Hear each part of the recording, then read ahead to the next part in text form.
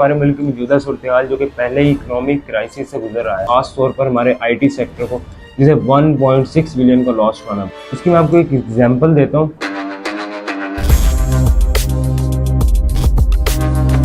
अस्सलाम वालेकुम जी, मैं हूँ अब्दुल आदि। जैसा कि हम देख रहे हैं हमारे मुल्क की मौजूदा सूरत-ए-हाल जो कि पहले ही इकोनॉमिक क्राइसिस से गुजर रहा है, पॉलिटिकल अनस्टेबिलिटी और बहुत से ऐसे मसाइल जो इस वक्त हम फेस कर रहे हैं और जो पिछले दिनों हमने देखा अरेस्ट और प्रोटेस्ट हो रहे हैं, उसकी वजह से हमें काफ़ी नुकसान उठाना पड़ रहा है। और जब इंटरनेट सर्विसेज को बंद किया गया था तो उसके बाद हमारे बहुत से बिजनेसेस को लॉस हुआ, ख़ास तौर पर हमारे आईटी सेक्टर को जिसे 1.6 बिलियन का लॉस उठाना पड़ा। असल में इन सब के पीछे वजह पॉलिटिकल अनस्टेबिलिटी, जिसे हम पॉलिटिकल ड्रामा भी कह सकते हैं। जब किसी मुल्क में इकोनॉमिक क्राइसिस चल रहे होते हैं तो वो अपनी इकॉनमी को स्टेबल करने के लिए अपने मुल्क में बिजनेसेस को बढ़ाते हैं, अपनी एक्सपोर्ट्स को बढ़ाते हैं, यानी कि वो तमाम प्रैक्टिसेस करते हैं जिससे उनकी इकॉनमी स्टेबल हो सके या ग्रो हो सके। हाँ, उनमें एक फैक्टर लोन का भी होता है, लेकिन वो इकॉनमी को टेम्प्रेरी स्टेबल करने के लिए होता है। लेकिन बदकिस्मती के साथ हम सिर्फ उस एक फैक्टर पर ही अमल करते हैं। हम शुरू से ही लोन्स के ऊपर डिपेंड कर रहे हैं। हमने कभी अपने इनकम के रिसोर्सेज को बढ़ाया है जिसकी वजह से हम अपनी इकॉनमी को ग्रो कर सकें या स्टेबल कर सकें। अब एक मुल्क अपने इनकम के रिसोर्सेज को किस तरह से बढ़ा सकता है? अपने नेचुरल रिसोर्सेज का यूज़ करके, जैसे गल्फ कंट्रीज़ कर रहे हैं। ऑयल जो है वो उनका नेचुरल रिसोर्स है। अपने मुल्क में टूरिज्म और रियल एस्टेट सेक्टर को प्रमोट करके, जैसे कतर और दुबई जैसे कंट्रीज कर रहे हैं। अपने मुल्क में बिजनेसेस को बढ़ाकर, अपनी एक्सपोर्ट्स को बढ़ाकर। लेकिन हमारे पास इतने पैसे नहीं हैं कि हम अपने नेचुरल रिसोर्सेज को एक्सट्रैक्ट कर सकें। और अगर हम बात करें अपने टूरिज्म सेक्टर की तो वहाँ पर सिक्योरिटी के बहुत से इशूज़ हैं और डेवलपमेंट के भी इशूज़ हैं। और इसके बाद अगर हम बात करें बिजनेसेस की और एक्सपोर्ट्स की या अपनी इंडस्ट्रीज़ की, तो यहाँ पर इस वक्त फ़ॉरेन इन्वेस्टर्स जो हैं वो इन्वेस्टमेंट नहीं करना चाहते, बल्कि इसके अलावा जो पाकिस्तान के खुद लोग हैं वो भी इस वक्त इन्वेस्टमेंट करने से डर रहे हैं। उसकी वजह एक तो पॉलिटिकल अनस्टेबिलिटी है और दूसरी वजह गवर्नमेंट की कुछ ख़राब पॉलिसीज़ हैं, और एक और इसकी सबसे बड़ी वजह वो है कुछ करप्ट सरकारी ऑफिसर्स। उसकी मैं आपको एक एग्जांपल देता हूँ। लेट्स सपोज एक आम पाकिस्तानी एक इंडस्ट्री या एक मैन्युफैक्चरिंग प्लांट लगाने का सोचता है। सबसे पहले तो उसे बहुत से इदारों से अप्रूवल्स चाहिए और काफ़ी जगह पर उसका काम जो है वो रिश्वत के बगैर नहीं होगा।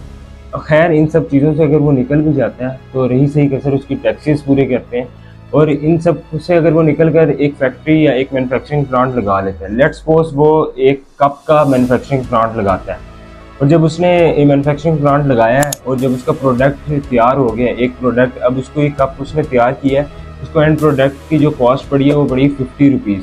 अब उसके अंदर वो 20 रुपीज़ जो है वो गवर्नमेंट का टैक्स इंक्लूड करेगा, यानी कि उसको जो कॉस्ट पड़ेगी वो 70 रुपीज़। जब वो उसे मार्केट में सेल के लिए लेकर आएगा तो वो 80 रुपीज़ में उसको डिमांड करेगा, यानी कि 80 रुपीज़ का उसको सेल करेगा, तो 10 रुपीज़ जो है वो उसका प्रॉफिट होगा। अब इसकी वजह से पाकिस्तान को क्या फ़ायदा है? इसकी वजह से पाकिस्तान को ये फ़ायदा कि एम्प्लॉयमेंट क्रिएट हुई उसकी इंडस्ट्री की वजह से, उसकी मैन्युफैक्चरिंग प्लांट की वजह से, और दूसरे नंबर पर उसके हर प्रोडक्ट की जो सेल हो रही है उसमें से 20 रुपीज़ जो है वो कौमी ख़जाने में शामिल हो रहे हैं।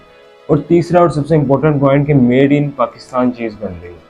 अब यही सब चीज़ें जब एक करप्ट सरकारी ऑफिसर देखता है, यानी कि मैं हर किसी की बात नहीं कर रहा, जो कुछ करप्ट है, कुछ करप्ट सरकारी ऑफिसर जब ये चीज़ देखता है तो वो कहता है कि ये बंदा इतना प्रॉफिट कमा रहा है तो क्यों ना मैं भी इस तरह की एक इंडस्ट्री लगाऊँ। तो वो भी जब इस तरह की एक इंडस्ट्री लगाता है, अब वो तो अंदर की चीज़ें उसको पता है, वो सब कुछ अप्रूवल्स अपने करवा लेता है, और जब वो एक चीज़ बना लेता है एंड जो कॉस्ट है उससे भी 50 रुपीज़ ही पड़ती है। लेकिन यहाँ पर वो आम पाकिस्तानी 20 रुपीज़ गवर्नमेंट को दे रहा था, यानी कि पाकिस्तान के कौमी ख़जाने में जा रहे थे, यहाँ पर ये करप्ट ऑफिसर वो नहीं देगा। और इसकी वजह से जब ये एंड प्रोडक्ट अपना मार्केट में लेके आएगा सेल के लिए तो वो उसे 70 रुपीज़ का सेल करेगा। अब वो जो आम पाकिस्तानी था उसे कॉस्ट क्योंकि इतनी बड़ी थी वो इसलिए 80 का कर रहा था, अब ये कर रहा है 70 का सेल। तो लोग तो वहाँ से चीज़ लेंगे जहाँ से उन्हें सस्ती मिलेगी, यानी कि सेम प्रोडक्ट है तो वो कम प्राइस वाली लेंगे।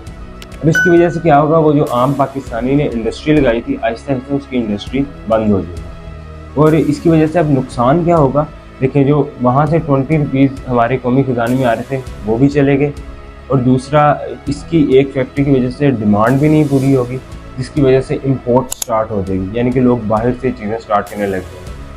अब इससे जो है हमारी इकॉनमी को बहुत नुकसान होगा। इस वजह से पाकिस्तान में लोग बिजनेसेस करने से या इंडस्ट्रीज़ लगाने से डरते हैं, और इन सब चीज़ों का हल सिर्फ एक है, वो है हमारी जुडिशरी। जिस दिन हमारे मुल्क में लॉ एंड ऑर्डर सबके लिए बराबर हो जाएगा, सबके लिए इक्वल हो जाएगा, तो उस दिन हमारी इकॉनमी भी स्टेबल होगी, उस दिन हमारी इकॉनमी ग्रो भी करेगी और हमारे मुल्क के हालात भी ठीक होंगे इंशाल्लाह।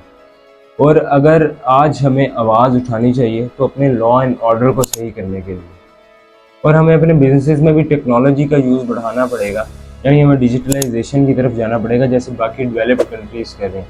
खैर, इसके ऊपर मैं एक अलहदा से वीडियो बनाऊंगा। अगर आपका कोई पॉइंट हो तो कमेंट्स में ज़रूर शेयर कीजिएगा। Hope for the best.